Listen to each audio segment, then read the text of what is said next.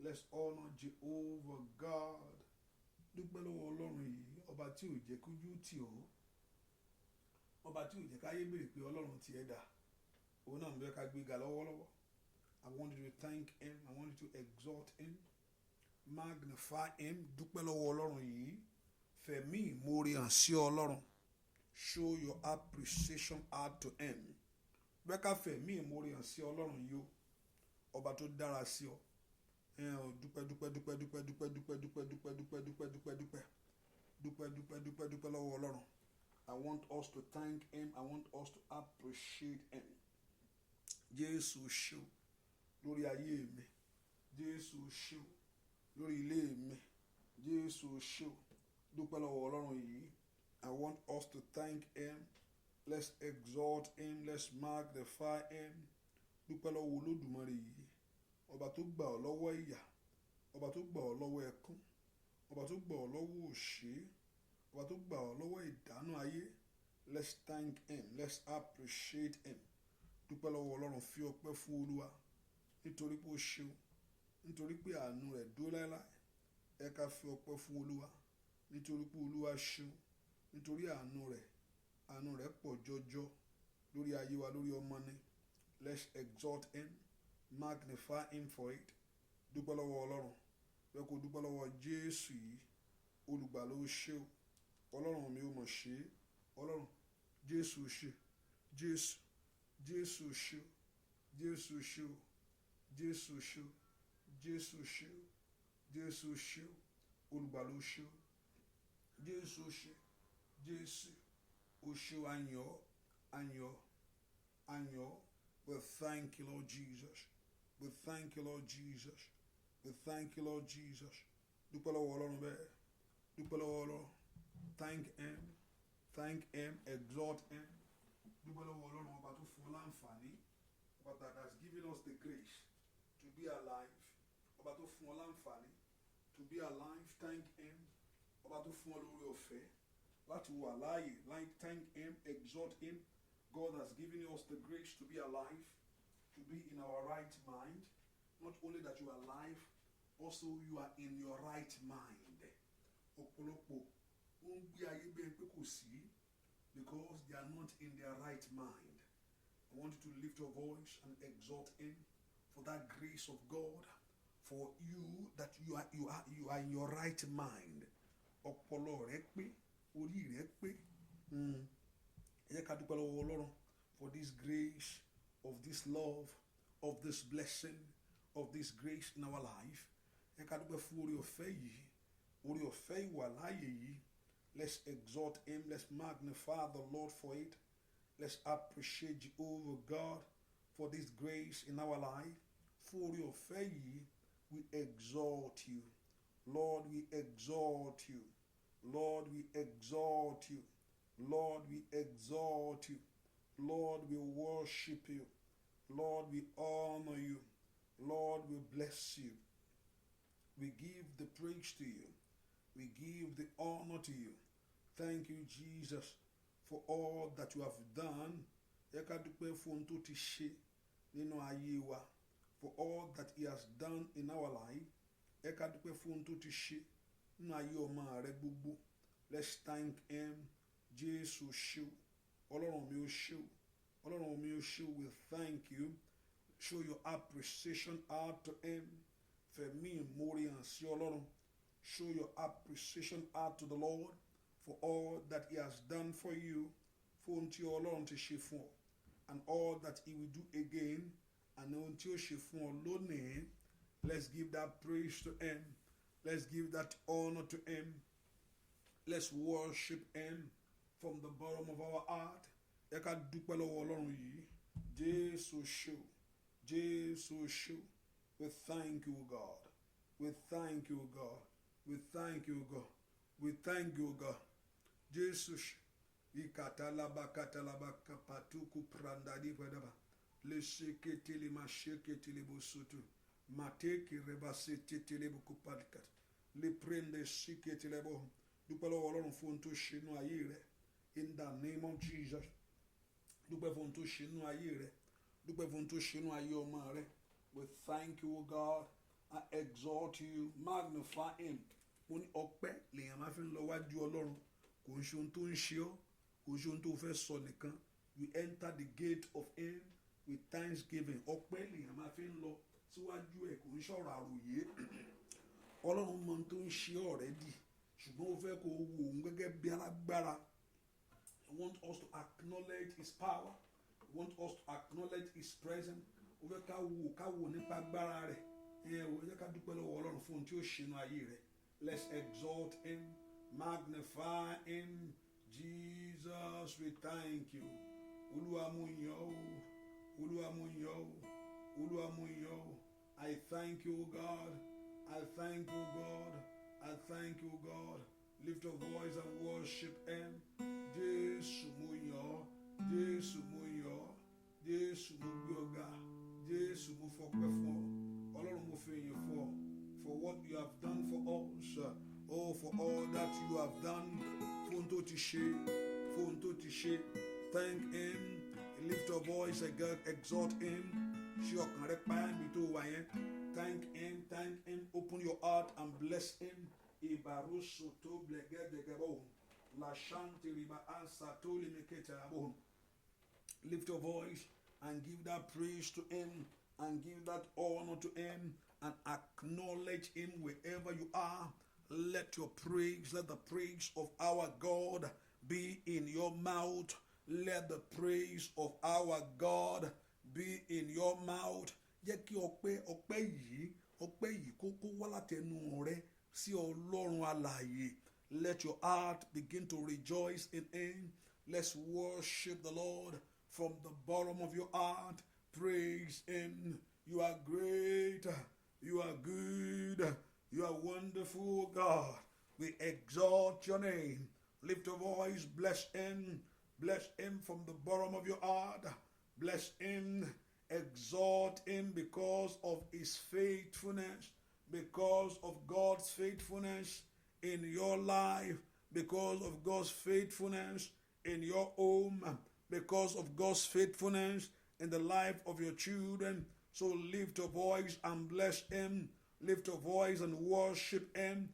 Dúpẹ́ fún tí Ọlọ́run ṣe yìí, that he will complete and perfect your dream. Dúpẹ́ lọ́wọ́ Ọlọ́run. We thank you, God. We exalt you, Jesus. We worship your name. Thank you, Lord Jesus. Worship him. I exalt him. What a marvelous God. What a great God that we serve. What a mighty God we serve. Let your heart begin to bless him. What a mighty God we serve. Heaven and earth adore him. Even and earth before him. What a mighty God we serve. Lift your voice. What a mighty God we serve. What a mighty God we serve. Gbogbo ayé júbà rẹ̀. Àwọn áńgẹ́lì wólẹ̀ fún. Irú Ọlọ́run wo là ń sìn? Alágbára ni o. Irú Ọlọ́run wo là ń sìn? Ayérayé ni bàbá mímọ́. Irú Ọlọ́run wo là ń sìn? Alágbára ni sẹ́. Gbogbo ayé júbà rẹ̀. Àwọn áńgẹ́lì wólẹ̀ fún. Irú Ọlọ́run wo là ń sìn? He is the Jehovah. What a mighty God we serve. Asọ̀rọ̀ máyẹ̀ bàbá mi ni Olódùmarè. What a mighty God we serve. hallelujah. Heaven and earth adore him, even the dead bow before him. What almighty God is that? Irú Ọlọ́run wo là ń sìn? Irú Ọlọ́run wo là ń sìn?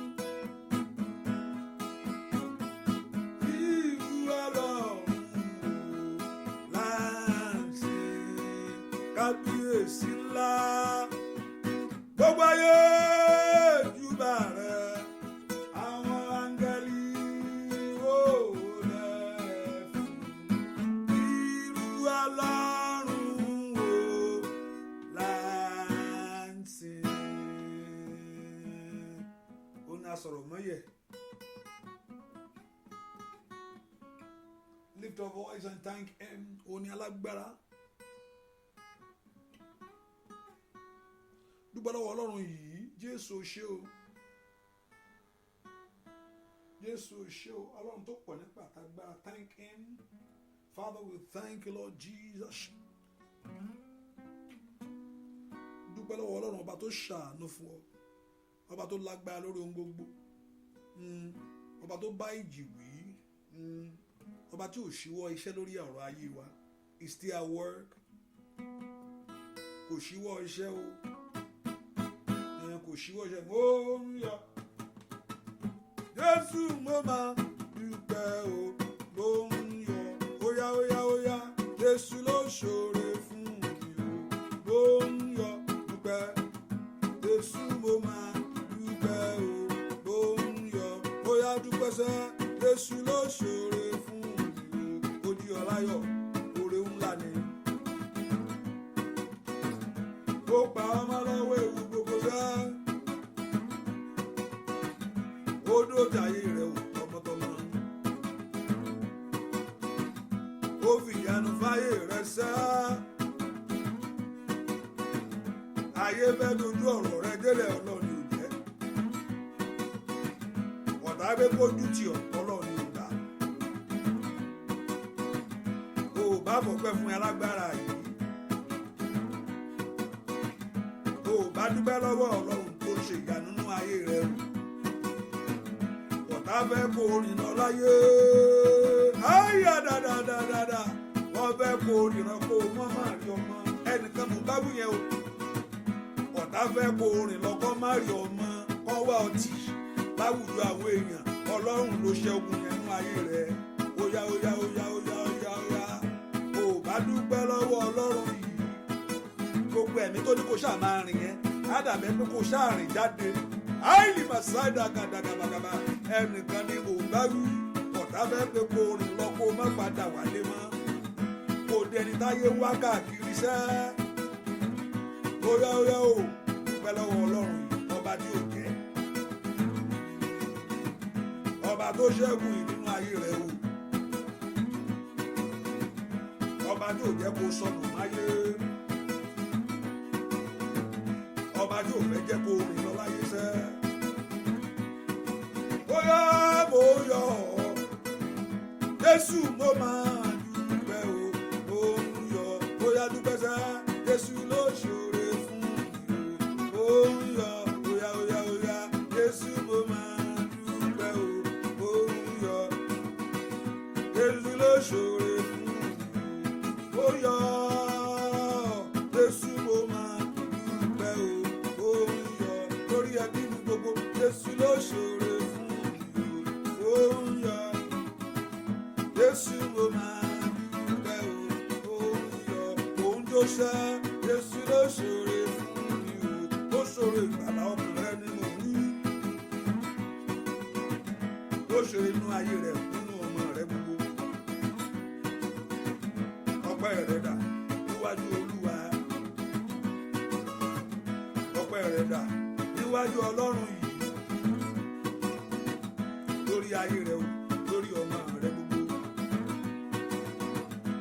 Ó yọ̀, Jésù ló máa dúpẹ́ o, ó yọ̀.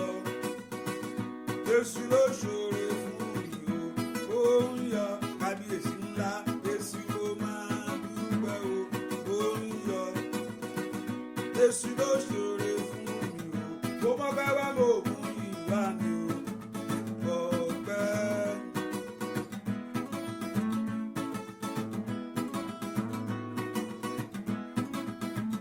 Mo mọ̀ pé wá mo yún ìwà ni sá. Ọpẹ́. Mo mọ̀ pé wá mo mú ìwà ni o. Olódùmarè. Ọpẹ́. Lórí ilé. Ọpẹ́. Lórí ẹ̀mí. Ọpẹ́. Lórí ilé mi ò ọpẹ́ sà. Óyá óyá gbọ́ lórí ọmọ rẹ gbọ́ ọpẹ́. Óyá óyá óyá óyá áì nà nà nà nà nà nà nà nà. Óyá dúpẹ́.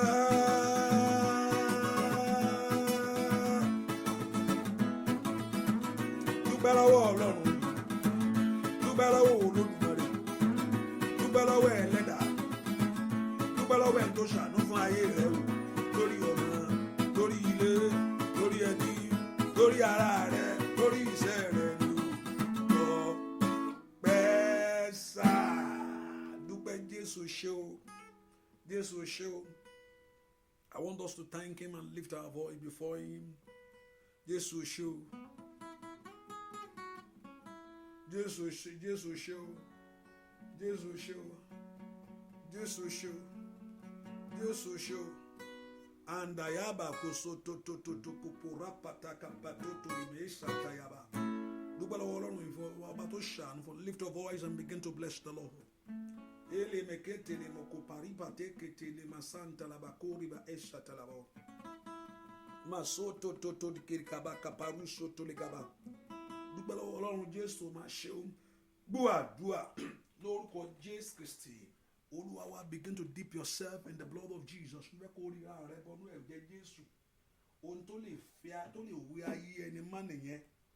Let that blood begin to wash you right now. Oluwa fi ẹ̀jẹ̀ rẹ̀ wẹ̀ mí. Jésù fi ẹ̀jẹ̀ láàrẹ̀ wẹ̀ ayé mi lọ́wọ́lọ́wọ́. Ẹ sọ fún Jésù làkàbà ó ń pẹ̀rú sòndólè mi kẹ́lẹ̀ á. Ẹ sọ fún Jésù Olúwa fi ẹ̀jẹ̀ rẹ̀ wẹ̀ mí. Ọlọ́run tó pọ̀ nípa àtàgbára mo fẹ́ kó wò kó fi ẹ̀jẹ̀ rẹ̀ wẹ̀ ayé mi. I want you to wash me in your blood. Ẹ pe orúkọ Jésù bí ti gbogbo èèyàn wà ó. Ẹ sọ fún Ọlọ́run alààyè. Ọlọ́run mo fẹ́ kó fi ẹ̀jẹ̀ rẹ̀ wẹ̀ ayé mi. Wash me in your blood, O God.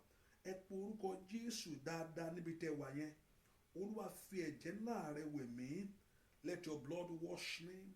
Ẹ̀jẹ̀ rẹ̀ kó wẹ̀ mí. Let your blood wash my life. Ẹ̀jẹ̀ rẹ̀ kó wẹ̀ ayé mi. Let your blood wash me. Olúwa fi ẹ̀jẹ̀ rẹ̀ wẹ̀ mí.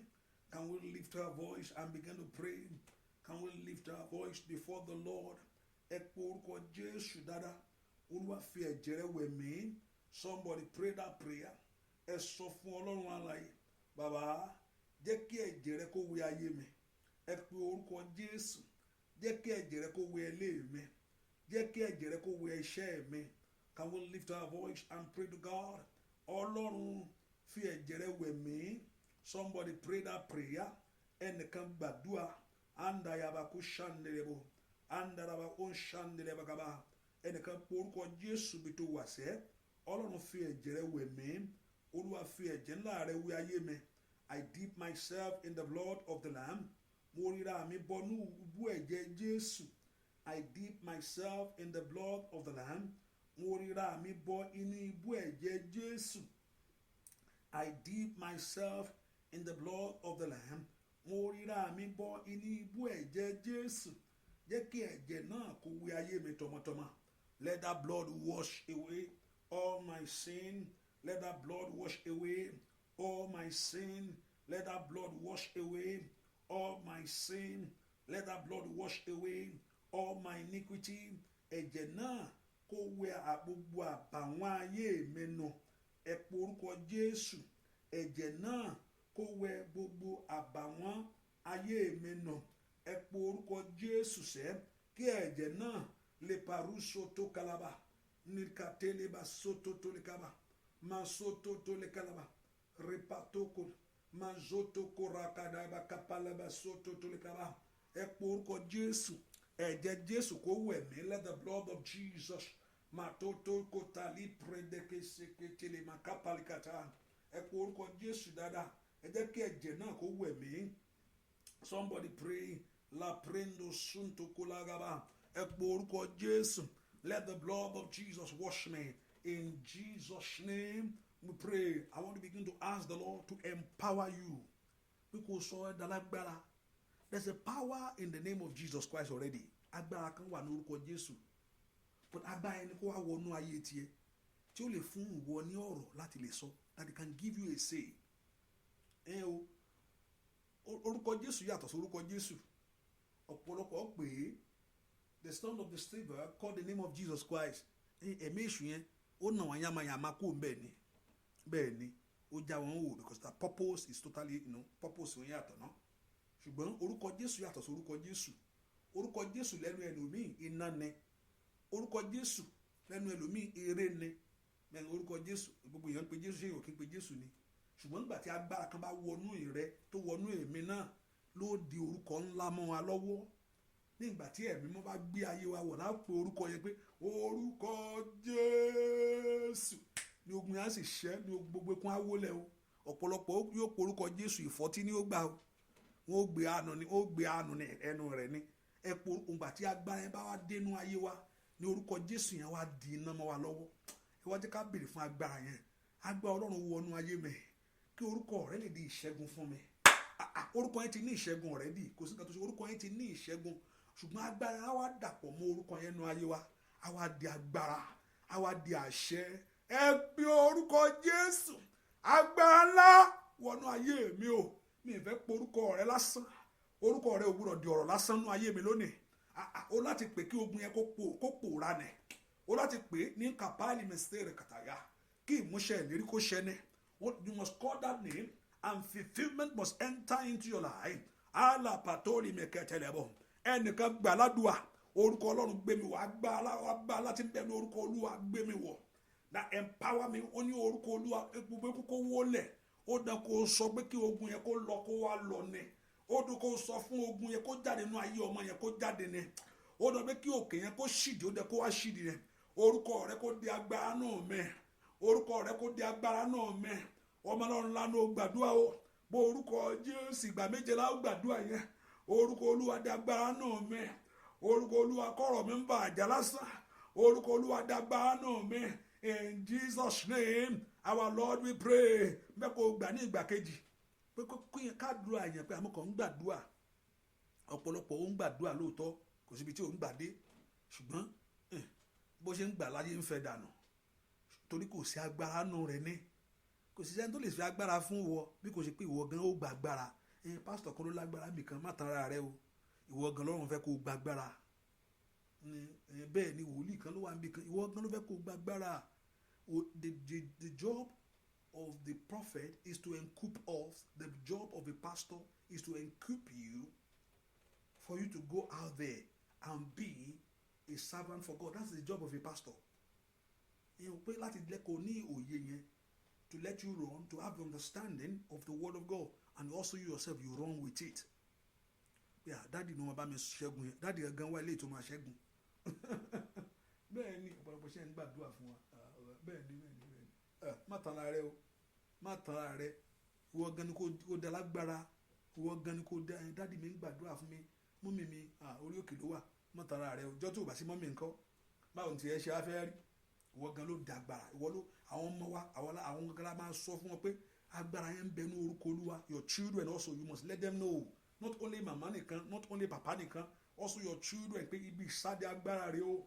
Àní ẹ pè ní ìgbà kejì. Ẹ sọ orúkọ rẹ kó di agbára náà mi. Mo fẹ́ sọ pé kí ogun yìí kó lọ ni o.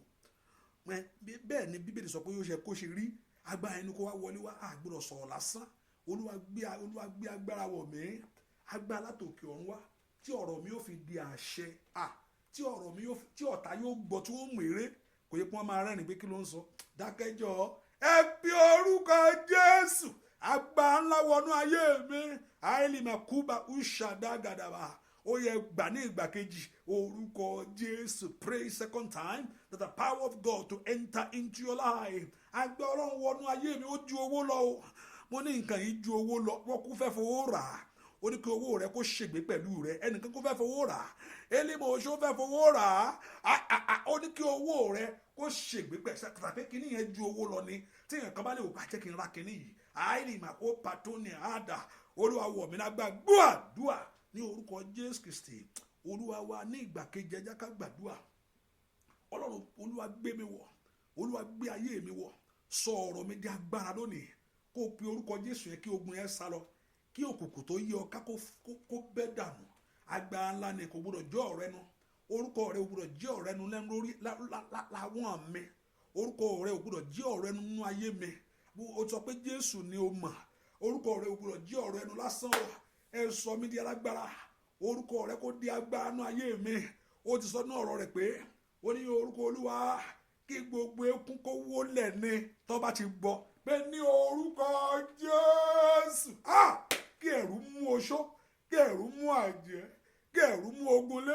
Àìní mà ṣàìrà, óyá, àìní mà ó ṣàìrí bàkàrí. Somebody pray for that power. Orúkọ rẹ kó di agbára náà mẹ́, orúkọ rẹ kó di agbára, kó má bàa mú àṣetì ní yunifásitì yẹn o, ọmọ Ọlọ́run lára, kó má bàa mú àṣetì ní yunifásitì yẹn, orúkọ rẹ kó di agbára, kó má bàa mú àṣetì ní yunifásitì yẹn, kó má dé pé ó fẹ́ ó kù díẹ̀ kó parí gbogbo ẹ̀dẹ̀ wà dàrú. Káyọ̀dé máa ṣàìdá, ẹ pè fún agbára yẹn, óyá gbàdúrà lórúkọ Jésù Kristi Olúwa wa. Ní ìgbà kẹrin, ṣé mo gbà á? Orúkọ Olúwa di agbára nínú ayé mi, di agbára nínú ayé àwọn ọmọ, ó láti pè é kí ogun yẹn sá lọ ní, kí ìdààmú yẹn kú òní. Ó ní orúkọ Jésù. Wọ́n sọ ẹnìkan Paul àti John, ó ní nǹkan, ẹ bá wá nǹkan ẹ wá change fún wa ńbẹ̀ yẹn. Àwọn ní àwọn ò mú change lọ́wọ́ o, nítorí pé ṣùgbọ́n kankan làwọn ní, ó dà pé wọ́n ti ní kinní yẹn ni. Ó ní orúkọ Jésù, ó ní kó dìde kó sì gbé àkéte rẹ̀. Ó ní we don't have the money, ṣùgbọ́n nǹkan kan táwọn ní, tàbí ó ti di agbára nù wọn ní, ó ti di iná nù wọn. Ó ní nǹkan tí mo wá ní rèé, ó ní orúkọ Olúwa pé kó dìde kó gbé àkéte rẹ̀. Bí ó pé immediately kò dọ́là, agbára yẹn sì wà síbẹ̀ o. Àrà agbára yẹn mọ́ kò dà bẹ́ẹ̀ mọ́. Ọlọ́run sọ pé òun ò dá agbára yẹn sílẹ̀ mọ́. Àwa la ṣe ọkàn payá láti wá gbà bẹ́ẹ̀ bó ṣe rí bẹ́ẹ̀. Ọlọ́run ò change, kò sọ pé òun ò ṣe mọ́ bó ṣe fún àwọn ti ṣáájú bẹ́ẹ̀ náà ló fẹ́ fún àwa ti sísìn. Ṣùgbọ́n àwa la fàyè gbà á. Ẹ wá pé orúkọ Jésù, agbára ńlá, orúkọ rẹ̀ yóò orúkọ dágbára náà mẹ́, orúkọ rẹ̀, orúkọ Jésù kó dágbára náà mẹ́, ní orúkọ Jésù, orúkọ rẹ̀ kó dágbára náà mẹ́. Let your power turn, let your name turn to power in me. Mo fẹ́ sọ bẹ́ẹ̀ kó rí bẹ́ẹ̀ ni. Mo fẹ́ kí ogun kó parẹ́ ni, ní o fẹ́ kí ìdààmú ayé mi kó parẹ́, mo fẹ́ kí ogun ìṣẹ́, gbogbo ogun tó fẹ́ ra mi lára kó parẹ́, gbogbo tó fẹ́ ra ẹ lára tẹ́pẹ́ ayé òfin rí ọ, tó fi di ẹni ìkórìíra láàrin àwọn ènìyàn, gbogbo tó fẹ́ pa ẹ́ lára yẹn pé kó parẹ́, that they have rub on you, gbogbo tó fi yí ẹ lára yẹn kó wá di ẹni ìkórìíra láàrin àwọn ènìyàn, gbogbo ẹni tí àwọn èèyàn ń kórìíra, wà á dé bí wọ́n kórìíra rẹ, wà á tún lọ síbí wọ́n á tún ATM bẹ̀ ní orúkọ Jésù. Orúkọ Olúwa kó dágbára náà mẹ́ lónìí, kó ka gbogbo ìkórìíra òkùnkùn jẹ́nu ayé mẹ́. Orúkọ Olúwa gbàdúrà sẹ́, orúkọ Olúwa kó di agbára náà mẹ́, let it turn to power in me and take the spirit of hatred, gbogbo ẹ̀mí ìkórìíra tó fi ń kórìíra mẹ́, óyá orúkọ Olúwa, ìní orúkọ Jésù dágbára náà mẹ́. In Jesus name we pray. Ìgbà mélòó la wà yìí? I hope mo rò pé ń follow. Ìgbà mélòó? Ẹ táìpù pàpàpà. Hallelujah. Fẹ́ mọ̀ bí i àfọ́ báyìí. Pastor ẹ̀ ló máa ń wí tiẹ̀ máa wo ọmọ ìjẹun máa jẹ́ máa fílẹ̀ kó máa sọ tiẹ̀ mẹ́. Hallelujah. Ìgbà mélòó la wà yìí? Orúkọ mélòó la wà yìí? Mo ní ìgbà méje la lọ. I hope you are mo pé ẹ̀ ń follow. Ọ̀pọ̀lọpọ̀ CNN ló ń wò tó tún ń gbàdúrà o. Ọmọ ìjọ bá ń gbé nù sísí. Orúkọ Jésù àmì àkókò ríra mẹ́. Ìgbà karùn-ún. Ẹ pọ orúkọ Jésù. Orúkọ Olúwa di agbára náà mi lónìí. Màkàyè máa ṣàìdá. Ó yẹ orúkọ Olúwa kó di agbára náà rẹ. Orúkọ Olúwa kó di agbára náà rẹ. Kí gbogbo iná òkùnkùn kó parẹ́. Ẹnìkan gbàdúrà gbogbo náà tí ayé bá dá pé kó máa jó ọ, pé kó máa ní ọ lára. Orúkọ Olúwa kó di agbára náà mi. Kó paná ogun inú ayé rẹ. Ẹnìkan gbàdúrà o. Orúkọ Jésù. Orúkọ Olúwa di agbára náà mi, turn to power in me. Kó pa gbogbo iná òkùnkùn tí ayé dá ti ayé mi, pé kó máa ní mẹ́lẹ́ gbogbo ìnira, kí iná máa rà ọ́ lára, kó máa rà ọ́ lára, pé kí gbogbo iná òkùnkùn tí ayé dánú lé mi, ní orúkọ Jésù orúkọ Olúwa dé agbára náà mi turn to power and quench every fire of darkness. Dé orúkọ iná Ọlọ́run wà, iná òkùnkùn wà, iná òkùnkùn ìnira ni, iná òkùnkùn àmúbọ ni, gbogbo iná tí ayé dá pé kó jó gbogbo pé kókó máa mú ìnira fún ayé ẹ̀ ní orúkọ Jésù. Ayayayabakaba labali mekoso tó lẹ̀bẹ̀ lè prendo kepelikẹ̀dẹ̀ ní orúkọ Olúwa dé agbára náà mi gbúà dúà lórúkọ Jésù Kristi Olúwa wa ní ìgbà kẹfà ó yá ẹ sọ́dà dúà orúkọ Olúwa. Let the name of Jesus turn to power. Orúkọ agbára tí ń bẹ ní orúkọ Olúwa gbé mi wọ̀, agbára tí ń bẹ ní orúkọ Olúwa, agbára tí ń bẹ ní orúkọ Olúwa ní orúkọ Jésù kó gbé ayé mi wá ní orúkọ Jésù Kristi gbúà dúà lórúkọ Jésù Kristi Olúwa wa. Ìgbàgbọ́ mi wà ní inú rẹ ọmọ o, ìgbàgbọ́ mi wà ní inú rẹ bàbá, ó yá o jẹ́ kọ́rọ̀ mi dayọ̀, ìgbàgbọ́ mi wà ní inú rẹ ọmọ, ó yá sọ bẹ́ẹ̀ ìgbàgbọ́ mi wà nínú rẹ ọmọ o, ìgbàgbọ́ mi wà nínú rẹ bàbá, ó yá o jẹ́ kọ́rọ̀ mi dayọ̀, ìgbàgbọ́ mi wà nínú rẹ ọmọ, ìgbàgbọ́ mi wà nínú rẹ ọmọ lórí ayé mi o, ìgbàgbọ́ mi wà nínú rẹ bàbá o, jẹ́ kọ́rọ̀ mi dayọ̀, ìgbàgbọ́ mi wà nínú rẹ bàbá, ó yá wíwẹ́ ìgbàgbọ́ mi wà nínú rẹ ọmọ o, pé Jésù ìgbàgbọ́ mi wà nínú rẹ ọmọ nínú orúkọ Olúwa, jẹ́ kọ́rọ̀ mi dayọ̀, ó yá ìgbàgbọ́ mi wà nínú rẹ bàbá, ojú òwúrọ̀ jọ ìgbàgbọ́ mi wà nínú rẹ bàbá, kò lè ṣe Olódùmarè ìgbàgbọ́ mi wà nínú rẹ ọmọ o lórí ayé mi o, jẹ́ kọ́rọ̀ mi dayọ̀, ìgbàgbọ́ mi wà nínú rẹ bàbá, ó yá wíwẹ́ ìgbàgbọ́ mi wà nínú rẹ ọmọ alágbára o, ìgbàgbọ́ mi wà nínú rẹ bàbá kábíyèsí, jẹ́ kọ́rọ̀ mi dayọ̀,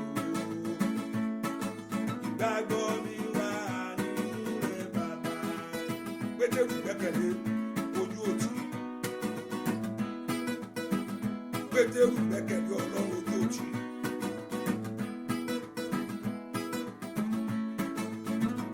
Ó dandan kó ṣèyá nínú ayé rẹ ni, ó ní gbogbo àwọn tó bá gbẹ́kẹ̀lé òun ojú òní tì wọ́n kábíyèsí.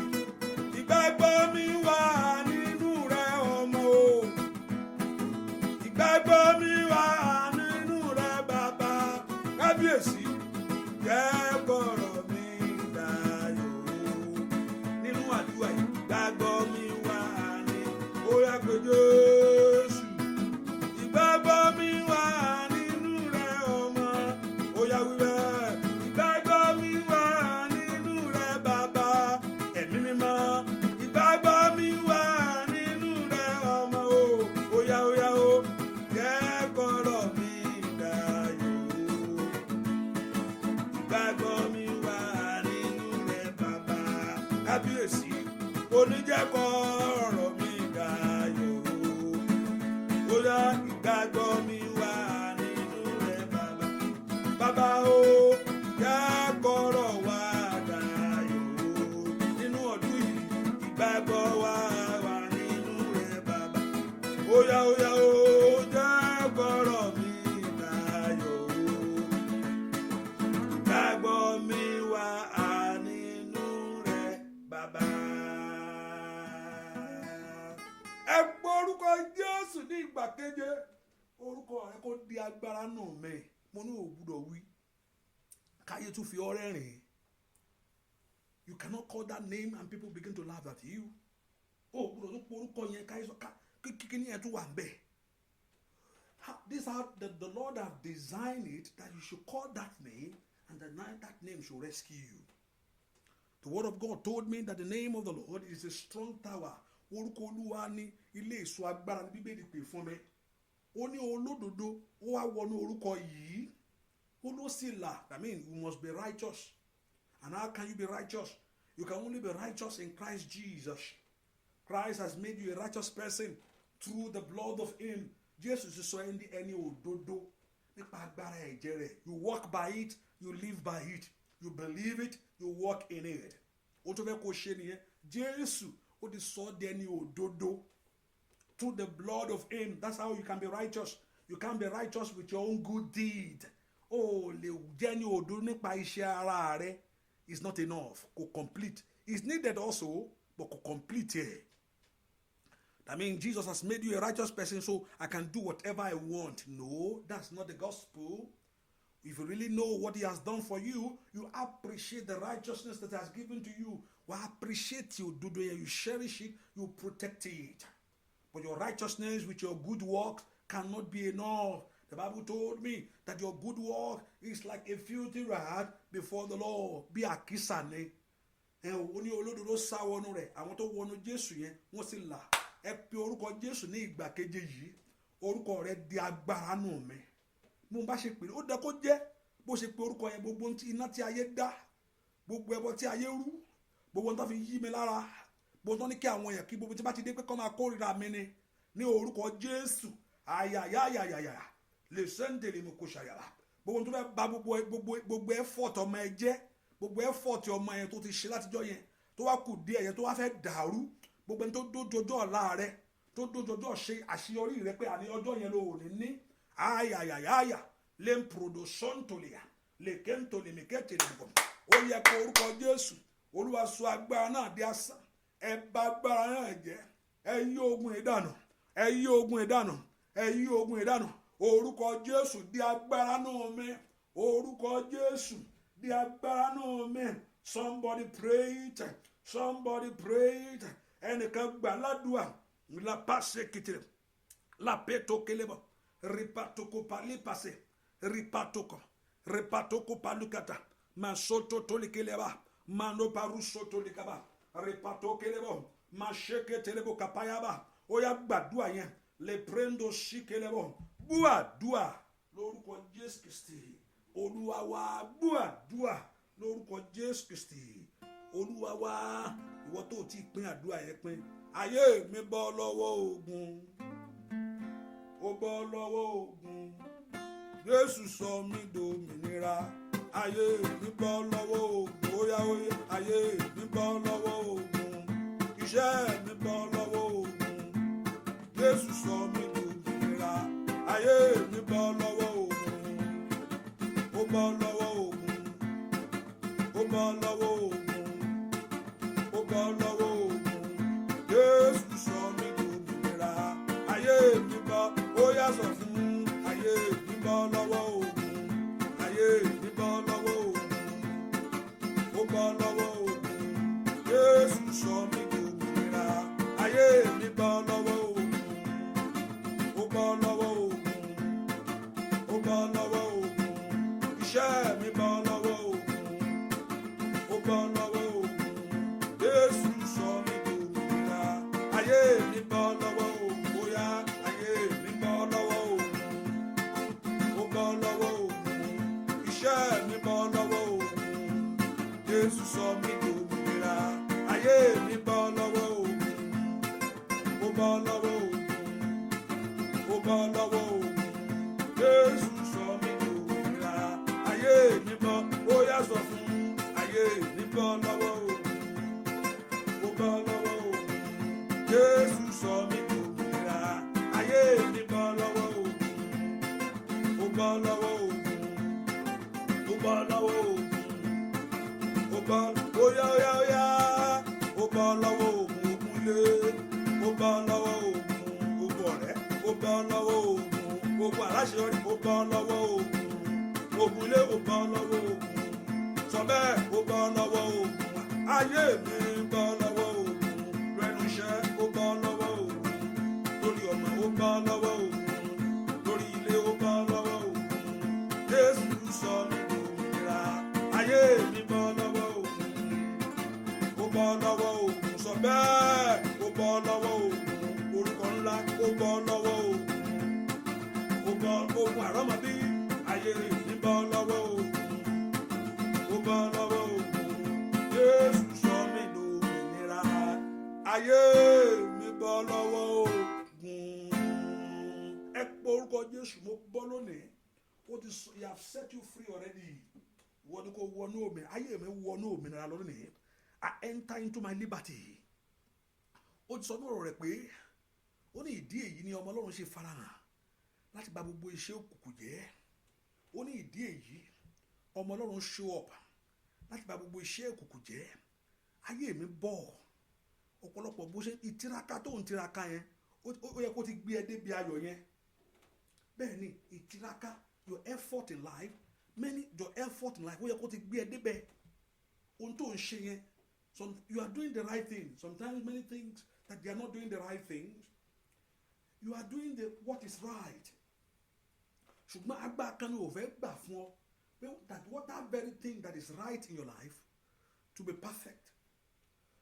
Yes, gbogbo ogun tí ò tó wà nú ayé ẹlòmíì ni kò jẹ́ kí ohun tó wá ń ṣe tó yẹ pé ohun right thing ló ń ṣe yẹn kó wá jọ fún torí ohun tó ń bẹnu ayé ẹ̀ ni. Ẹ pe orúkọ Jésù ti sọ mí di òmìnira. Orúkọ Olúwa sọ mí di òmìnira lónìí. Ó ní ẹni tí ọmọ bá ti sọ di òmìnira, ó di òmìnira lóòótọ́. Ó ní kí ayé mi bọ́ ní ipò ẹrú ní orúkọ Jésù. Aya bàbàbà ṣe kòròbò ṣàkàbà lòpórí mẹ́kọ́ bìlàkẹ́ bẹ̀lí pẹ̀tẹ́. Ẹnìkan gbàdúrà sẹ́ orúkọ Jésù tú mi sílẹ̀ lọ́wọ́ ìgbèkùn àwọn ẹni òkùnkùn, lọ́wọ́ ìgbèkùn àwọn ẹni ẹ̀jẹ̀. The name of Jesus, ayé mi bọ́ lọ́wọ́ ogun yẹn, lọ́wọ́ ogun àrọ́mọ bí yẹn táyé fi ń jà mí pé kí mi náà máa rọmọ gbẹjọ láyé, lọ́wọ́ ogun àìrọ́kọ yẹn táyé fi ń jà mí pé kí mi náà máa ní ibùjókòó gbà kan sí kan ni àáyà kàtàkàtàkàtà lò sóńtò lè kètè lè mi kètè lè bọ̀ lọ́wọ́ agbára kágbára ayé mi, my life is free from it. Can you lift your voice and begin to pray? Let your life be delivered from the hand of darkness, from the hand of failure. Lọ́wọ́ agbá ohun tí ayé rì mọ́lẹ̀ nítorí tèmi, lọ́wọ́ ohun tí ayé rì mọ́lẹ̀ nítorí tèmi, lọ́wọ́ ohun tí ayé rì mọ́lẹ̀. Somebody pray. Ẹnìkan gbàdúrà, ayé mi bọ́ lọ́wọ́ ohun tí ayé rì mọ́lẹ̀ nítorí tèmi, nítorí tèmi, nítorí tèmi. Aya kàtàkàtà lo sontoli mẹkẹtẹlẹbọ gbúàdúà lórúkọ Jésù Kristi Olúwa wa. Ẹ kì í sọ kankan ogun àṣeyọrí ní Sátánì ò ní lọ́wọ́ ṣùgbọ́n ní ogun ẹ̀ka lọ́wọ́. Bẹ́ẹ̀ ni ogun kékeré ní àṣeyọrí kò níyẹn. Sátánì has nothing good to offer. All that you want to offer in life is a bad thing. Ẹ tó tọ̀ lọ́wọ́ gan ṣé nǹkan gidi ni wọ́n kéèyàn lọ rí ọmọ ọlọ́mú, nǹkan gidi ni wọ́n kàn lọ gé orí olórí ọ̀kan lọ yọ ẹ̀dẹ̀ ẹlẹ́dẹ̀ lọ, kò ṣe nǹkan gidi náà. Àní pásítọ̀ ẹ̀ ń parọ́ ní mo lọ́ ti ń yọ ọmọ ọlọ́mú ní mo ti ń gé orí àṣebá ń rí ẹni tó fẹ́ forí èèyàn mogi. Bẹ́ẹ̀ ni na is out there. Ṣé nǹkan gidi nìyẹn? Àbí ẹni tó yẹ pé kí ìjọ rẹ̀ kún tó mú èèyàn tó pa ń jí ẹ̀ sábẹ́ ọ́tà. Ṣé yẹn ni nǹkan ni? Ṣé is that good thing that he can offer? Ṣé nǹkan tó lè offer nìyẹn? Nàbẹ́ kò ní nǹkan tó offer. He has no good thing to offer. Kò gbé kókó mú kéèyàn mú ọmọ ọlọ́mọ, pé kó dùnbù ọmọ ọlọ́mọ. Ṣé is that good thing? Kó mú ìyàwó ẹ̀ kó fọ́ gìmọ̀ lórí kó fi ṣe nǹkan. Ṣé nǹkan gidi nìyẹn? He has nothing good to offer. Ẹ wá kí lọ́rùn wá bèè lọ́wọ́ ìwọ.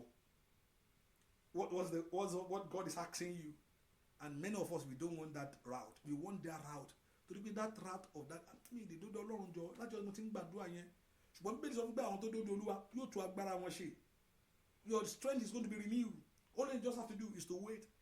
Takú sí lọ́rùn. Okay, bọ́ ṣe owó sún mi, mo ṣe owó ẹ̀ mo wà. The Bible told my life is in your hand, oh God. Ayé mi wà lọ́wọ́ rẹ̀. Want to surrender just your life totally to him. So he has nothing good to offer. Sátánì kò sí nǹkan tó fẹ́ fún èèyàn láyé, kò sẹ́ni náà. Ṣé kò lọ kí èèyàn lọ rọ́ọ̀bù ni? Lọ mú bọ́n kó lọ gba nǹkan tí ò ṣe tiẹ̀.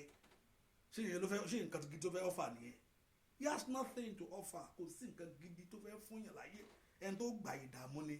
Kò dẹ̀ ní sọ fún ọ result ẹ̀ pé kò kí ń sọ òpin nǹkan fún èèyàn. Ìbẹ̀rẹ̀ lákọ̀ sọ pé listen, tó bá tó bá lè rọ́ọ̀bù yẹn tó bá lè mú orí ẹni yẹn wá o pé kàn fi gúnṣẹ́ wà lówó.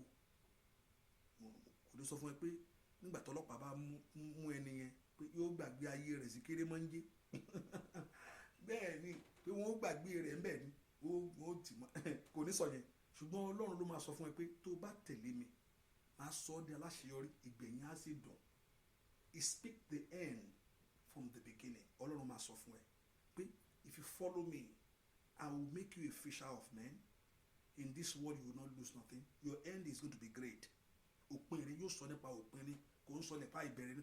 God probably don't say the beginning pé ó lè la nǹkan kọjá o, ó lè tọ́fo, ó lè má tètè wá bẹ́ẹ̀ yẹn, ó lè má sọ ẹ̀, ṣùgbọ́n òpin ló máa ń sọ fún yàn. Mo sọ fún Ọlọ́run gbà kan when I was working, ohun tó Olúwa sọ fún mi lè gbàgbé. Ok, ó ní kí n ṣe gbogbo eléyìí o, ó ní kí n fi ṣẹlẹ̀ kí n má ṣiṣẹ́ mọ́ láyé mi, pé kí n tẹ̀lé ọ̀rọ̀ rẹ̀. Mo wá ní kí wá ló wá máa jẹ́ pé kò sọ wọn kan ǹdọ́kọ̀sọ one word ìgbẹ̀yìn ni ìgbẹ̀yìn yẹn náà mo sì wà lórí ìgbẹ̀yìn yẹn mo wà hallelujah. Ọ̀rọ̀ kan just one word ìgbẹ̀yìn. Ó ní ìgbẹ̀yìn. Bàbá ọ̀rọ̀ ìgbẹ̀yìn kọ́, ọmọ jẹun aya jẹun iṣẹ́ ìgbẹ̀yìn bàbá sọ o. So he speaks of the end from the beginning. Ìgbẹ̀yìn ló máa dùn. O lè là kọjá and is it easy? No. Ṣé ohun tó rọrùn ni? Kò rọrùn. Olófin ni kò dúdú Olúwa. Kò ṣe ohun tó rọrùn o. It's not good thing. Kò ṣe ohun tó rọrùn láti bá Ọlọ́run rìn, kò rọrùn. Ṣùgbọ́n tó bá dóde yóò tú agbára rẹ ṣe. Ohun tó sọ nìyẹn. I will renew your strength. So learn to stay with him. Ó lè má bẹ́ẹ̀ ni kò wá kíákíá. Ìgbẹ̀yìn rẹ̀ yóò mú ayọ̀ fún ayé rẹ̀. Àní ẹ pe orúkọ Jésù. So Satan has nothing to offer. Dúró ti dáadáa, dúró ti Ọlọ́run yẹn dáadáa. Put your total trust and hope in him. Ó ti ṣèlérí pé mo ní ìwúlò tó la ikú lọ. Ìwúlò kò kí ni ẹ.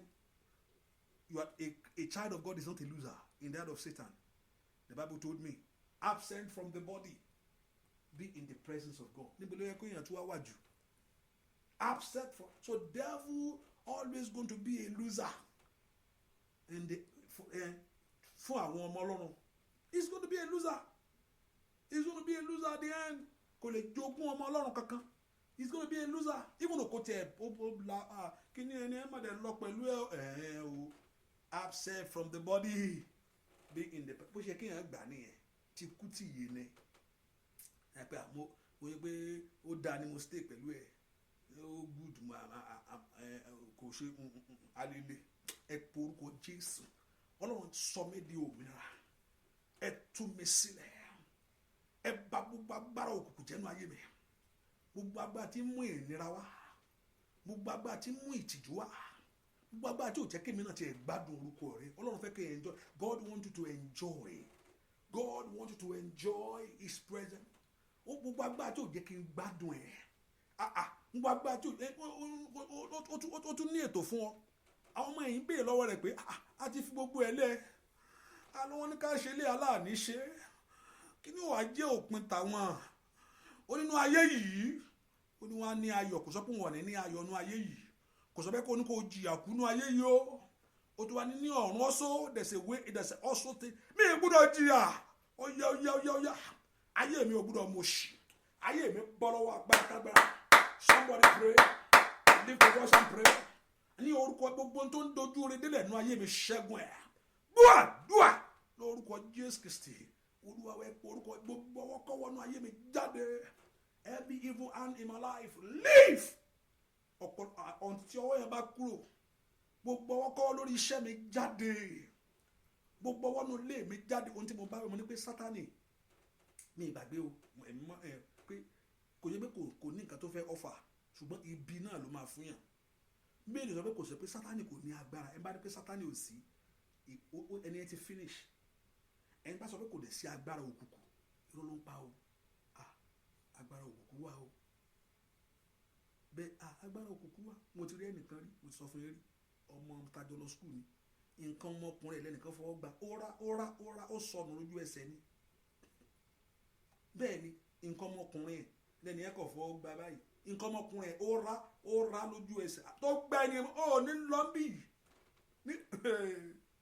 bẹ́ẹ̀ ni nǹkan òkùnkùn wa ọmọ kan a ṣì wà mission house ni wọ́n gbé ọmọ yẹn wá kò lè sọ̀rọ̀ mọ́ ọmọ yẹn mo mọ ọmọ yẹn pé wọ́n sọ fún mi mo rí ọmọ òkú ọmọ yẹn tó jókòó báyìí jìnnìjìnnì mú ṣọ́ọ̀kì tó wà lára ẹ̀ ni kò wá lè sọ̀rọ̀ mọ́ ó ṣàgbé wá sí mission ó kiri nǹkan lọ ní ọmọ kejì ẹ̀ ọmọ àtọ́jọ́ ń lọ lórówó lẹ̀ ọmọ kejì rówó lẹ̀ ló bá mu ìkejì yẹn di olóńgbò ló sá lọ òun ṣọ́ọ̀kì tó ń rí ni kò lè sọ̀rọ̀ mọ́ ṣọ́ọ̀kì yẹn ló gbé wá tí ò lè sọ̀rọ̀ wọn náà kiri nǹkan lọ ní ó kiri nǹkan lọ ní kò lè sọ̀rọ̀ mọ́ o kò lè ṣe kíní kan ṣọ́ọ̀kì yẹn gbé kò lè ó di dìdìrì lójú ẹsẹ̀ ìkejì orí owó ńlẹ̀ ló mu ojú ẹsẹ̀ ló di olóńgbò ló bẹ́wọ́ gbó lọ bẹ́ẹ̀ ni ọmọ kejì àti kejì ń jà ìkìyẹn ló mú òrùka lọ́wọ́ ló fi nà án ẹ̀mí wárápá balẹ̀ ọmọ tí ò ní wárápá tẹ́lẹ̀ ẹ̀mí wárápá balẹ̀ ọmọ yẹn ẹ wá ní pé òun fẹ́ fún lẹ́rù ẹ̀ òru ni kó wá ẹ wá ní pé kò sí nǹkan kan mọ̀jà ń tàn o nǹkan bẹ́ẹ̀ o ogun yìí ò ní borí ẹ̀ àránsí ogun yìí ò ní borí ẹ̀ ẹ porúkọ Jésù ẹ tú mi sílẹ̀ ẹ mú ọwọ́ kọ́wọ́ kò nù ayé mi ẹ mú ọwọ́ kọ́wọ́ kò nù ayé mi remove every evil hand from my life ọwọ́ tí ń jà mí lógun ọwọ́ tí mo ti tẹ́tọ́ pé ó máa ń dóde mi bí àdúrà pé tó yẹ pé bó ṣe ń gbà ló ń yí ìdànù mọ́ ẹ lọ́wọ́ wọn tó yẹ kó ti mú èso jáde ọwọ́ kọ́wọ́ tó máa ń ṣáájú mi lọ síbi eré ayé mi tó máa ń dànù ọwọ́ kọ́wọ́ tí máa ń fa ògo sẹ́yìn somebody open your heart to pray ẹ fún mi ní ìṣẹ́gun lórí ẹ̀ lónìí ẹ tú mi sílẹ̀ lọ́wọ́ agbákágbá tí ń dààmú mi ẹ tú mi sílẹ̀ lọ́wọ́ agbákágbá tí ń dààmú mi ní orúkọ Jésù ẹ tú mi sílẹ̀ lọ́wọ́ agbákágbá tí ń dààmú mi gbọ́ àdúrà lórúkọ Jésù Kristi olúwa ìgbà kejì tí ọ̀rọ̀ yìí máa wá fún mi ní bá ṣe ń gbàdúrà rẹ̀ ẹ sọ fún Ọlọ́run gbogbo tó bá rì mọ́lẹ̀ ó dàbí aṣọ ó fẹ́ dàbí aṣọ funfun yẹn náà ní aṣọ funfun yẹn náà rì mọ́lẹ̀ ẹ̀kejì tó máa wá rè mú kọ́kọ́ ìgbóná ẹ̀ ṣùgbọ́n ẹ̀kejì tó aṣọ funfun ni ṣùgbọ́n aṣọ funfun yẹn kò kàn wọ́ ilẹ̀ ló wọ̀ gbogbo tó ní kò ní jẹ́ èèyàn gbogbo tó bá ṣe sí mi ẹ sọ fún Jésù ṣèbí ọ̀rọ̀ rẹ sọ fún mi pé gbogbo mo fẹ́ kó kó tọ̀rọ̀ Ọlọ́run yẹn ni o gbogbo ìjà olóró tá a bá ṣe sí mi ó no weapon that form that fashion against me shall prosper ọ̀rọ̀ Ọlọ́run sọ bẹ́ẹ̀ fún àwọn tó bá dúró ní Ọlọ́run ló ń sọ yẹn o ẹni tó dúró ní Ọlọ́run tó bá ṣe ìjà olóró yóò ràn o àwọn tó fi Jésù ṣe bí pé méjì ọ̀nà méjì Jésù lónìí nǹkan míì lọ́la àwọn yẹn kọ́ ló ń sọ kò gba nǹkan kan jẹ́ Kristẹni Ọlọ́run gangan sọ pé ká má ṣe tó gba nǹkan kan jẹ́ ó bàjẹ́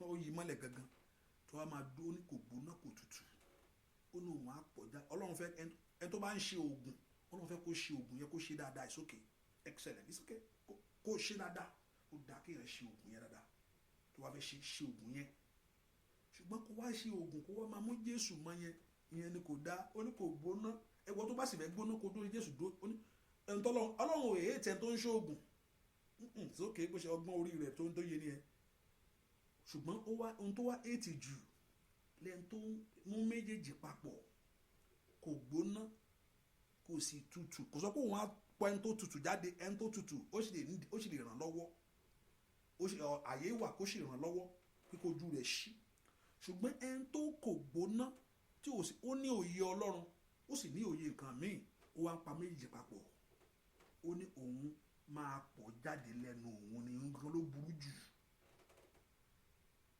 Doing the things of God and doing something else with the things of God and you are mixing it up òun gangan lọ́lọ́run ètì jù ẹni tí ò ní òye Ọlọ́run mọ bó ṣe máa ràn lọ́wọ́ kò òye ni àmọ́ ṣùgbọ́n tó wá ní òye Ọlọ́run yẹn tó wá ń gbé nǹkan míì sí kò gbóná kò sì tutù ó lóun ó pọ̀ so he has no place in God ohun tó burú jù nìyẹn ó ní òye Ọlọ́run wọn ní mo mọ Ọlọ́run náà mo mọ bí Christian mi náà wọ́n bí mi sí Christian ṣùgbọ́n báwo wá ní ayé rẹ pẹ̀lú ẹ̀ ìsẹ́kẹ́ kò bá kankan jẹ́ ẹ po orúkọ Jésù ó yà ṣẹ gbogbo ń tààrí mọ́lẹ̀ nítorí ayé mi gbogbo ń tààrí mọ́lẹ̀ nítorí ayé mi ẹnìkan gbàdúrà gbogbo ń tààrí mọ́lẹ̀ gbogbo ń tààrí jókòó lé lórí ayé mi gbogbo tó rì mọ́lẹ̀ tata bẹ́ńbẹ́rì, gbogbo tí ayé jókòó lé lórí ayé àwọn ọmọ mi, gbogbo tí ayé jókòó lé lórí iṣẹ́ mi, gbogbo tá a rì mọ́lẹ̀ tí ò fẹ́ kí n jẹ́ èèyàn, ọ̀run wú jáde.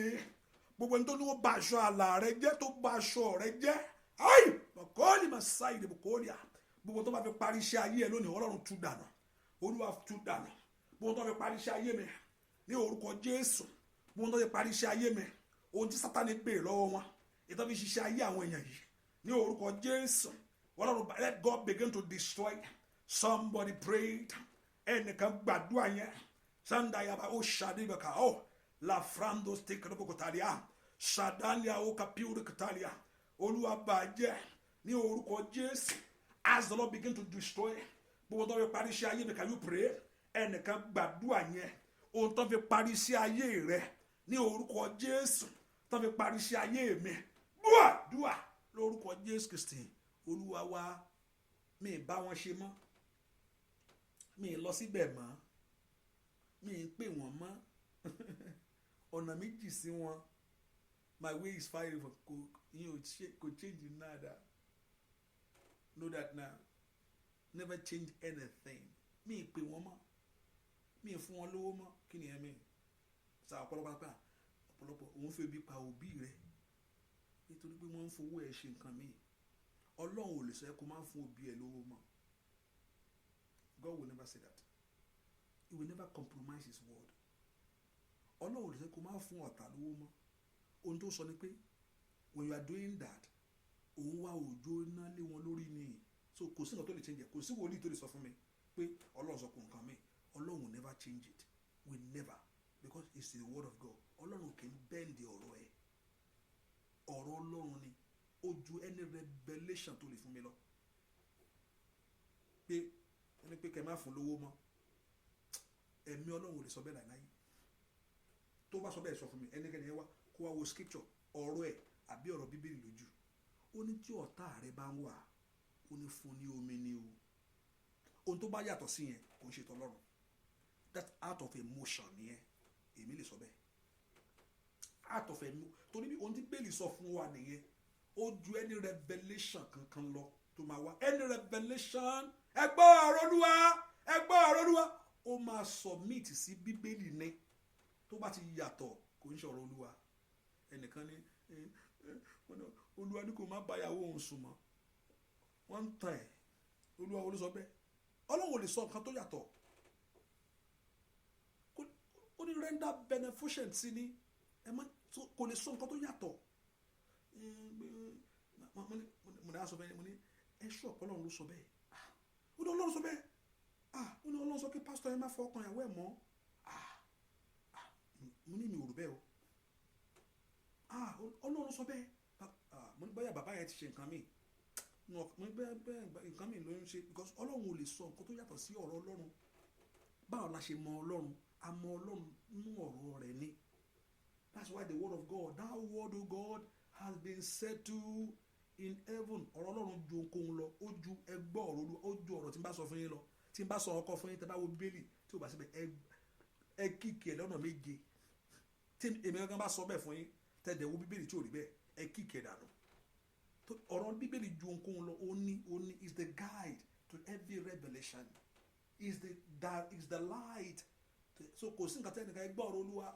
Ọ̀pọ̀lọpọ̀ nítorí pé àkí ń kà á láàfin mọ̀ ẹ lọ mú kíní kan ẹ lẹ́sẹ̀ kíní kan jẹjẹ.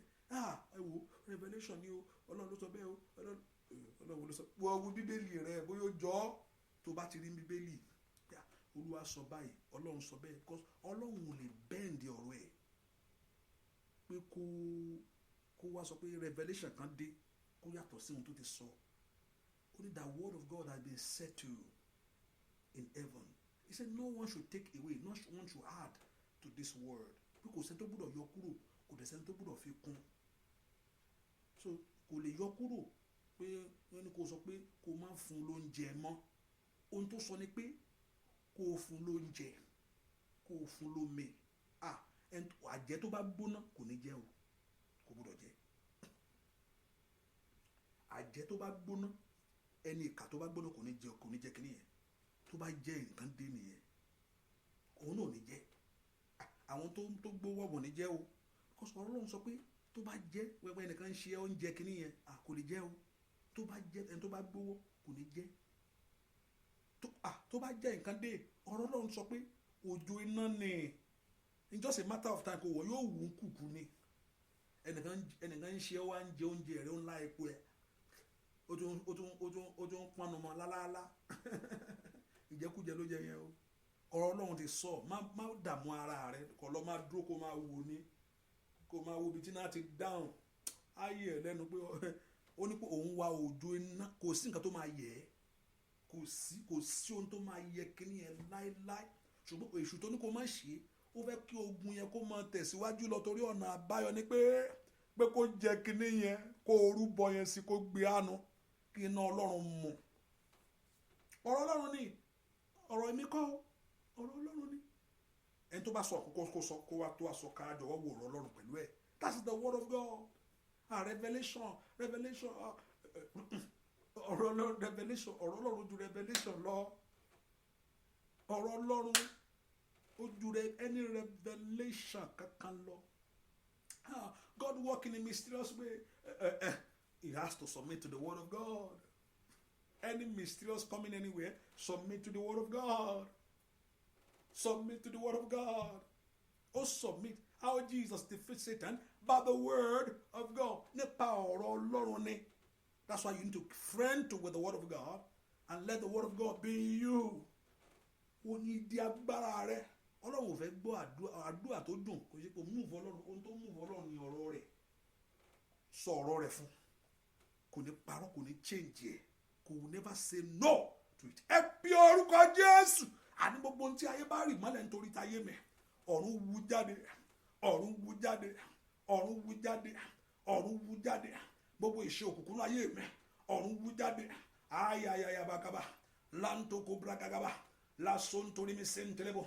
La sontole me sentelebo, ma sontole me sentelebo, la sentole me sentelebo santelebo, la santole me sentelebo santelebo, le prendo sentelebo, la prendo sentelebo. Thank you, my Father. In Jesus' name we pray. Ento koshe, ene kama umbeso loba you. Ento koshe, o koshe o shi freedom. O kọ́ṣẹ́ o ṣe freedom ẹnìkan mò ń bá ọ sọ̀rọ̀ ní o kọ́ṣẹ́ ṣùgbọ́n ní àkókò kó tó kù díẹ̀ kí freedom yẹn dé ẹni tó fẹ́ gba akíní lọ́wọ́ ẹ̀ nǹkan kan ń ṣàfẹ́ mì bákan bí ọ̀gá tó fẹ́ tó kọ́ṣẹ́ lọ́wọ́ ẹ̀ ṣùgbọ́n nǹkan kan ò ṣẹ́nu rè kò fi ọ̀rọ̀ eré bá ọ jáde. I'm talking to somebody right now mo ń bẹ́ nìkan sọ̀rọ̀ ní o ṣùgbọ́n kò fi ọ̀rọ̀ eré bá ọ jáde láti jọ yẹn ìwọ gánà mà pé o ṣáà ń tiraka o kọ́ṣẹ́ tó kọ́ṣẹ́ ṣùgbọ́n ìjọ tó ti parí ìjọ yẹn náà tó ti rí pé wọn náà o ṣáà máa ń struggle ni wọ́n gbàdúrà lónìí agbára jíǹde tí wọ́n ń fa yẹn jáde lọ́rọ̀ èèyàn tó dèèyàn mọ́lẹ̀. No agbára to hold you down, that hold your dreams, that hold your life. Agbára tó fà ọ́ sílẹ̀, agbára tó ní pé òkè kó nira fún ọ láti gùn, agbára tó ní pé ò ní débẹ̀, pé bó ṣe ń lọ yìí pé kò ní rí bẹ́ẹ̀ o. Lórúkọ Jésù, ọ̀rọ̀ yẹn lórí ayé rẹ àti májẹ̀mú yẹn ó di asán ṣàmì dáadáa. Àmín. Ai, màkàlí mi ṣàìdá, wáyé mi kórìí mi sítẹ́rẹ̀kítàlì. Lórúkọ Jésù. Ọ̀rọ̀ yẹn di asán, ohun tó bọ́ ọ jáde kó padà, ohun tó bá ọ jáde tó bọ́ ọ rìnrìn àjò, that negative voice, ohun tó bọ́ ọ jáde, ohun máa ń dèèyàn mọ́lẹ̀, ohun ó máa ń múyàn mọ́lẹ̀, ohun ní agbára, that's why your tongue agbára wà ń bẹ̀, ohun máa ń ba ayé èèyàn jẹ́, ohun máa ń yé ayé èèyàn mọ́lẹ̀, ohun tó bọ́ ọ jáde lórúkọ Jésù, èyí tó lòdì sí ògo ayé ẹ̀, ohun tó bọ́ ọ jáde èyí tó lòdì sí ògo ayé ọmọ. Every negative voice, ohun tí ayé sọ lórí ayé rẹ lórí ọ̀nà rẹ ní orúkọ Jésù ó di asán lónìí, ó di asán lónìí, ó di asán lónìí. Ohun táyé bè lọ́wọ́ ẹ̀ ayé àbàkàbà ètò òrí mọ́lẹ̀ ètò dogun mọ́ ọ lọ́wọ́ ohun tó ń béèrè lọ́wọ́ rẹ ní orúkọ Jésù ètò ní kò fún àwọn ètò wá di ogun mọ́ ọ lọ́wọ́ ní orúkọ Jésù ogun yẹn bàjẹ́ ogun yẹn bàjẹ́. The Lord destroyed, the Lord destroyed, the Lord destroyed. Gbogbo ẹ̀mí tó ní kó máa rìn gbèrègbèrè kiri ní orúkọ Jésù. Gbogbo ẹ̀mí tó ní kó máa rìn gbèrègbèrè kiri ní orúkọ Jésù. Ẹ̀mí yẹn di asán o, agbára yẹn di asán. Aladaya, ailimikolia, lepeorisai bikota. Nínú ilé rẹ̀ wọ́n á ké hallelujah. Ṣàmì dáadáa. Nínú ilé rẹ̀ wọ́n á ké hallelujah. Àìró hallelujah yóò dùn. Ìró hallelujah yóò dùn nínú ilé rẹ̀. Ìró hallelujah yóò dùn nínú ilé rẹ̀. Ṣàmì dáadáa. Ìró hallelujah yóò dùn ní ọ̀nà rẹ̀. Ìró hallelujah yóò dùn nínú iṣẹ́ rẹ̀. Ìró hallelujah yóò dùn níbẹ̀. Oh, mekari mesaira. Wàhíní mi kò sí kó pelikate. La frando tikele mi kò pelikoda. Ní orúkọ Jésù. Gbogbo ẹ̀mí tí ń bá ọ jáde. Ó lè mi kó pelikate. Ẹ̀mí Elisha. Ó sọ fún arákùnrin. Ó ní pé my spirit is going with you. Ó ní ẹ̀mí mi ń bá ọ lọ. Ní ń tẹ̀lé mẹ́tótó di ketele bá kapa. Ló gẹ̀tàtàtà kàtà gíáìsà. Ẹ̀mí yẹn bá lọ. Gbogbo ẹ̀mí tó wá ń bá jáde tó lòdì sí ìwọ. Gbogbo ẹ̀mí tó máa ń rí nǹkan tó máa ń ṣe. Gbogbo ẹ̀mí tó máa ń rí ọ̀nà tó máa ń gbà. Gbogbo ẹ̀mí that spirit that always follow you. Tó máa rí nǹkan tó fẹ́ ṣe lọ́la. Tó máa rí ibi tó ní kò ti wá. Gbogbo ẹ̀mí yẹn tó máa ń bá ẹ jáde yẹn tó máa ń bẹ ẹ jáde tó máa ń lọ yẹn. Èyí tó máa ń jẹ́ kó máa ń dí ọ̀nà mọ́ ẹ lọ́wọ́.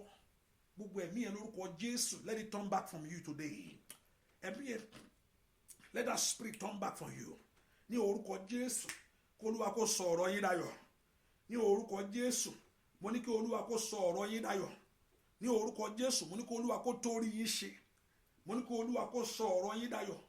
Mo ní kí Olúwa kó tó orí yín ṣe. Let Jehovah God answer your prayers. Let your prayers be answered. Let Jehovah God hear the voice of your cry. Kí ogun kó ṣẹ́. Kí ogun yẹn má kó gbérí mọ́. Kí ogun yẹn má gbérí mọ́. Kí ogun yẹn má gbérí mọ́. Gbogbo tó ti ń retí ìyanu gbà á. Receive it now. Receive it now. Ìrètí ò ní bọ́ omi. O ti ń dóde kíní yẹn. Láti ọbẹ̀ kó dé. O ti ń expect ẹ̀ láti jọ ẹ̀ kó dé. O ò ní gbọ́ èrò ìbànújẹ́ lórí ẹ̀. You have waited for so long. O ti dúró pé kó má gbọ́ ayọ̀. O ti dúró kó má gbé sí ayọ̀. Lórúkọ Jésù. Èsì ayọ̀ ni kó jẹ́ fún ọ. Ìdààmú kò. Gbogbo tán ní kó lọ ṣe, ọ̀run kó fún ọ ṣe. Gbogbo tán ní kó lọ mú, ọ̀run kó mú lé ọ lọ́wọ́. Ọ̀nà àbáyọ yìí kó là. Gbogbo èèyàn tó wọnú àdúrà, ọmọ yín kó bẹ̀rẹ̀ sí ṣe rere. Ọmọ rẹ ò ní dẹkún mọ́ ọ lọ́wọ́. Ṣàmì dáadáa. Ọmọ rẹ kò ní dẹkún mọ́ ọ lọ́wọ́. Ọmọ rẹ ò ní dẹkún. Ìrìn àjò rẹ ò ní dẹkún. The Lord will help you. Láàrin ẹbí Ọlọ́run kó gbé orí rẹ sókè. Ní orúkọ Jésù. Ọlọ́run kó gbé orí rẹ sókè. Ìwọ tó wà ní ipò kẹta nú ẹbí yẹn. Gbogbo èèyàn tó bá wà ní ipò kẹta nú ẹbí. Ẹni yẹn ní ipò kẹta ló wà. Lórúkọ ìwúra rẹ you are the third person. Ipò kẹta ló wà. Láàrin tó bá ka ipò ẹnu àwọn ọmọ bàbá, ọmọ ìyá, ipò kẹta ni ẹ. Lórúkọ Jésù, ọwọ́ olóore kó kàn ọ́. Ọwọ́ olóore kó kàn ọ́. Egun gbígbẹ rẹ kó di ààyè. Ṣàmì dáadáa.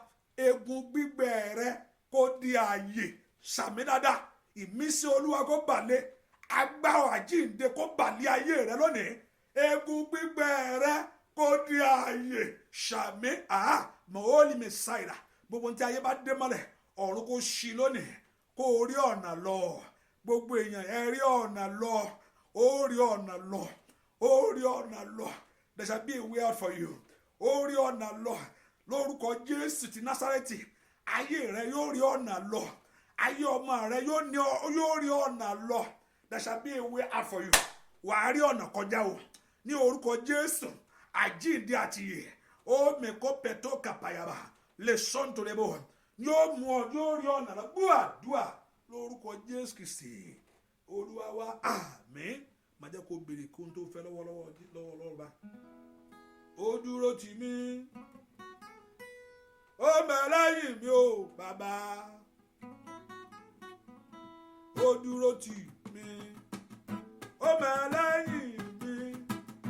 Àjíǹde àti ìyè.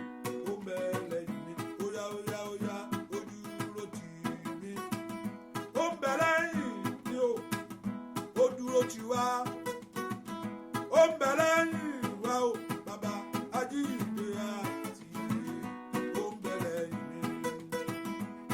dúró tì mí, ó ń bẹ lẹ́yìn mi o, ó dúró tì mí, ó ń bẹ lẹ́yìn mi bàbá. Àjíǹde ó ń bẹ, àjíǹde óyá óyá óyá.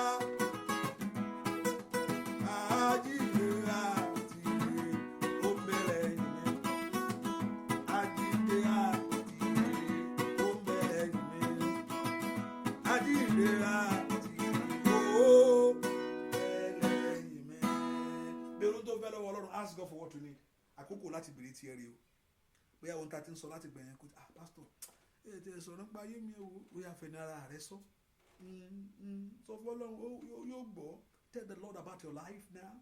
Ó fẹ́ gbọ́, ẹ ké pè mí. Ó lóun ó dáhùn. Òun ó fi ohun alágbára tí ẹ kò mọ̀. Ó dán kó o ti wá rí àwọn alágbára yẹn o.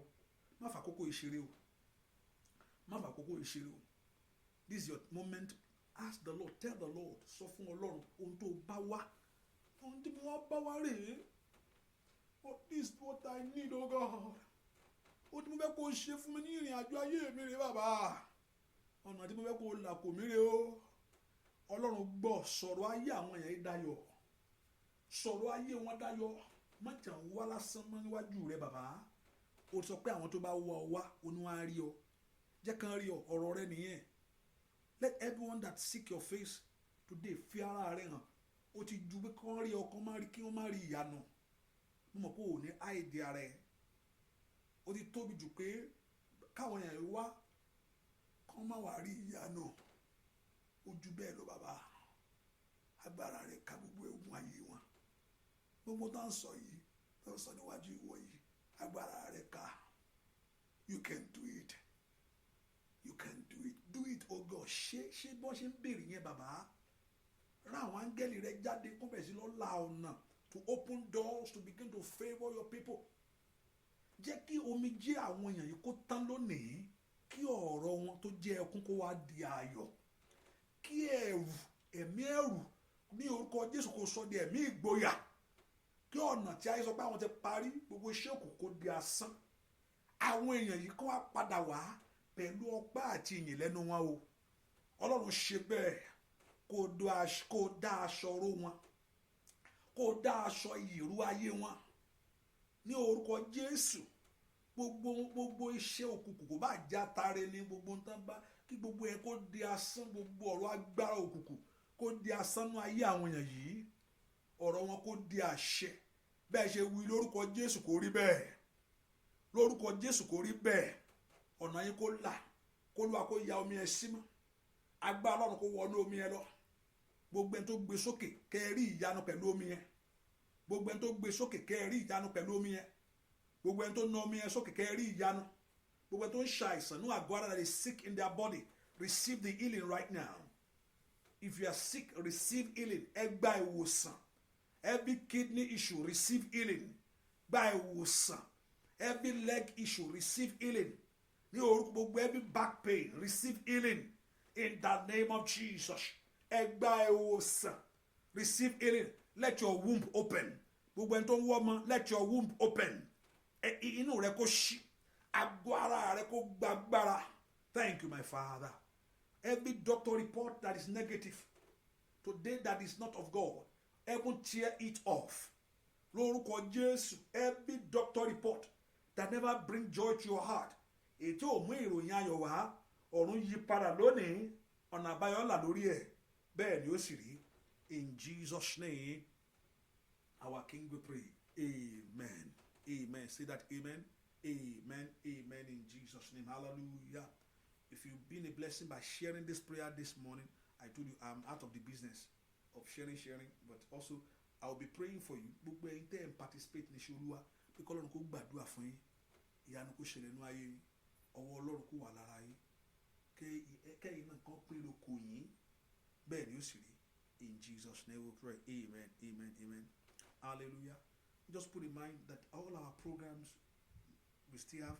There's Nigeria ahead, and also if you're in Nigeria, there will be two now. If God give us the grace, there will be two programs in Nigeria. I was thinking now we should make it possible.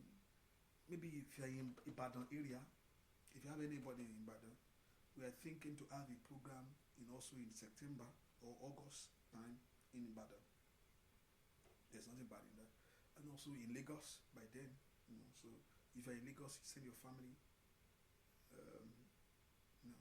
And also we are still working on those people in Chicago. I think I need to have meeting with you. I need to have meeting maybe. I need to have meeting or see how we can get this thing done. Maybe I need to have meeting with you and see. I told you don't have to bother yourself. There's no stress on this. I'm just going to be a blessing to you. You don't have to worry. I'm not. The purpose key your jet. That's my first thing. My first assignment. That's my first assignment. Nothing else. That's my first assignment. That should be number one in my heart. Be ìyanu Ọlọ́run kí ọ̀rọ̀ Ọlọ́run ṣe mọ́ yín lára. That's number one in everything that I have to pursue. So you don't have to worry yourself. That's the first nothing. So if I say I'm coming to a place, that's number one mindset I'm coming with. I'm not coming with any mindset from that. It's not a business. Hallelujah. That's number one mindset. God should reveal himself. That your life must be saved. That's number one. That's number one. And so you don't have to worry yourself. So if I say I'm coming to a place, don't worry yourself about that. I know many things will run in your mind, but let it go. Yes, let it go. Yes, let it go. I'm not to all that saying this and that. Because I was in London, many of you run away. You don't have to run. You don't have to. You don't. You don't have to. You don't. You don't. Take that mind out of you. Number one. And I'm saying it. God is there. So I cannot lie to you. The mindset, God to bless you. Mindset is for the art of God, the grace of God upon your life to manifest. So that's the number one. Any other mindset, put it off. And I know that Lord Jehovah God will do great things in your life.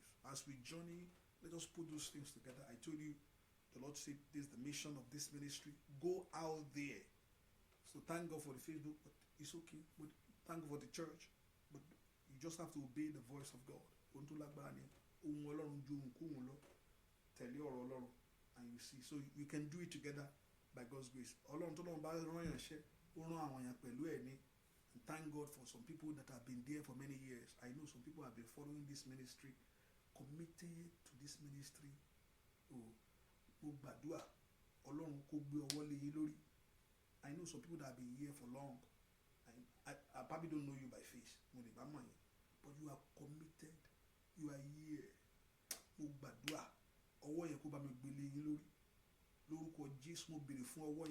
I ask for that hand. I ask for that hand.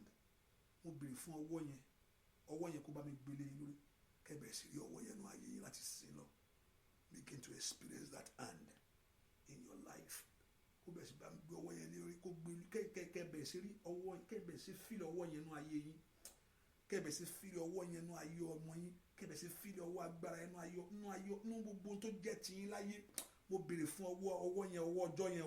Lórúkọ Jésù kó bá mi gbélé wọn lórí, kó gbélé ọmọ, kó gbélé iṣẹ́ wọn, kó bẹ̀rẹ̀ sí rí pé ọwọ́ yìí wà lára àwọn, kó bẹ̀rẹ̀ sí rí pé ọwọ́ yìí wà, wọn ní fẹ́ kọ́ mọ̀ ní, kó bẹ̀rẹ̀ sí rí pé ọwọ́ yìí Ọlọ́run má jẹ̀mú tí kì í yẹ má jẹ̀mú. I ask this morning, mo bẹ̀ ní ọ̀sán yìí tàbí láàárọ̀ yìí, ọwọ́ yẹn kó bá mi wá gbélé wọn lórí, kó gbélé wọn lórí, kó gbélé ayé wọn lórí, kó gbélé ọ̀nà wọn lórí, kó gbélé iṣẹ́ wọn lórí, kó rí ọwọ́ yẹn, kó bẹ̀rẹ̀ sí rí káwọn gbọ́mọ̀ bá ọwọ́ ìwà lórúkọ Jésù ni mo béèrè fún. Mo fẹ́ kàn rí ọwọ́, tán bá rí ọwọ́ yẹn wọ́n lè mọ̀. Mo fẹ́ kàn rí ọwọ́ náà nú ayé wọn, kó mú ire bá wọn, kó mú ayọ̀ bá wọn, kó mú ògo bá wọn, kó mú májẹ̀mú bá wọn, májẹ̀mú ọ̀rọ̀ rẹ̀ kó mú bá wọn ní orúkọ Jésù. Kó rí bẹ́ẹ̀ ni ó sì rí láì lórúkọ Jésù Kristi Olúwa wa. Àmín. I can say it's out of love and commitment. It's good to be committed to things. Bẹ́ẹ̀ ohun tọ́lọ́run gbogbo fẹ́ nìyẹn. Ó bèèrè ó Pétérù, báwo lẹ́yìn náà?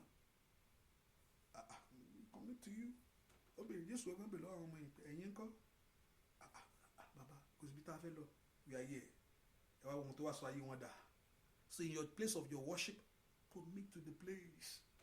Kò ṣe sákiri kọ́ ní gbogbo ẹ má tara yín o ẹni tí ò ní òye Ọlọ́run ní sákiri ẹ lọ ka bíbélì yín dáadáa ẹ ka bíbélì dáadáa read your Bible let the word of God sink in you. Ìyẹn kọ́ do when you go to your church serve do what is right in that place. Ohun tó Jésù kan bẹ́ẹ̀ ó ní àwọn ọmọ ẹ̀yìn wa ń kọ́ ó sọ̀rọ̀ gbogbo àwọn yòókù bí wọ́n bí kéré sí wọ́n ti lọ wá kọjú sáwọn yòókù pé ẹ̀yìn náà wà ń kọ́ ó ní ibùdó àwọn afẹ́ lọ ó ní ìwọ́dọ̀ lọ́rọ̀ yìí that's commitment. The Lord Jehovah God will do great things in your life. Orí ọ̀fẹ́ Jésù Olúwa wa ìfẹ́ mọ́ ti Ọlọ́run ìdàpọ̀ tẹ̀ mọ́ kí ayọ̀ yín kó kún kó sì pọ̀ rẹpẹtẹ. Ohun tí Ọlọ́run ṣe fún yín lónìí kó di mímọ̀ fún ayé láwùjọ kẹ́ ẹ ní ẹ̀rí láàrin ẹbí kẹ́ ẹ ní ẹ̀rí kọ́lọ́run kó mú ọjọ́ ayọ̀ yín wá kankan your days of your joy kó mú ọjọ́ ìṣelógo yín yá kankan kó rí bẹ́ẹ̀ fún yín o níbi àdúrà kẹ́ ṣe rere ẹ̀ nígbàgbà náà àdúrà bẹ́ẹ̀ ni ó rí kọ́lọ́run kó dá ọmọ sí kọ́lọ́run kó pa wọ́n mọ́ bẹ́ẹ̀ ni ó sì rí in Jesus' name our Lord we pray amen. Can I hear that amen? Amen. Can I hear that amen? Amen. Thank you for being here. God bless you. See you later on. Bye bye.